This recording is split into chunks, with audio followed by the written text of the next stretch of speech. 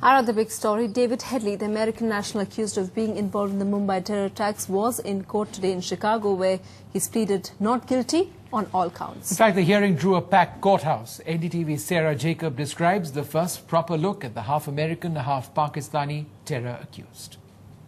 David Headley entered the courthouse surrounded by federal marshals. He was in the prison uniform, that's the fluorescent orange jumpsuit. He was shackled at the legs, but he seemed totally focused on the proceedings and was able to completely tune out everybody in the room. He's clean-shaven, he has short hair, he's a tall man, but in court today, David Headley did not look at anyone. He did not look around even once. He did not glance down. He just seemed totally focused on the case.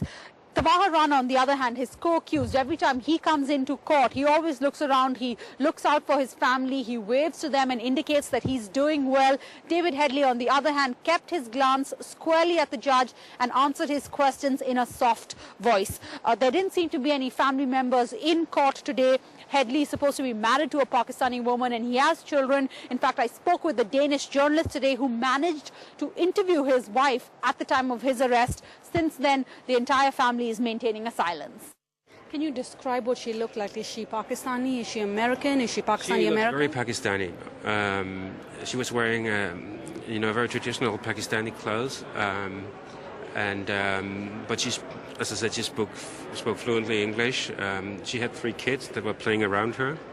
And he said, for instance, talking about the Danish cartoons, this Danish newspaper, they were publishing some cartoons about the Prophet Muhammad that insulted a lot of Muslims around the world. She said, yeah, of course we were insulted by these cartoons. Most people here were. I mean, most Muslim people here were. But it was not, we were not insulted in a way, so we were, talking about committing acts of terrorism and so on. But we were angry about it, like most other Muslims were. David Headley walked into a crowded courtroom today in leg shackles. Nevertheless, he appeared calm and confident as he pleaded not guilty. What are the chances that Indian authorities will get to interrogate or interview your client? That's something that certainly we'll have to look at over there. I have no idea of assessing the chances. If they make any such requests, we'll deal with that when it comes. But I have no. So they haven't not made any request? Is that what you're saying? Not to me, and I don't know any other actions that they might have taken. Despite 2611 forming the core basis of the FBI's charge sheet against David Headley and an extradition treaty in place between the US and India, the question now is, will the fact that David Headley is cooperating with US officials hurt his chances of ever standing trial in India? In Chicago, Sarah Jacob, NDTV.